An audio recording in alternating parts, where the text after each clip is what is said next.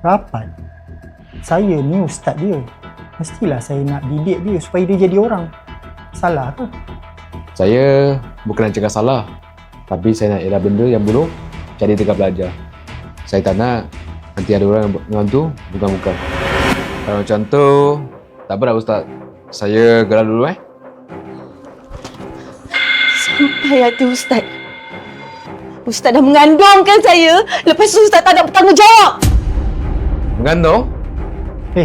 Apa ni? Kamu jangan nak fina-fina saya Saya ni ustaz kamu. Takkanlah saya nak buat benda-benda macam ni. Saya ni orang yang dipertanggungjawabkan untuk jaga agama dekat sini.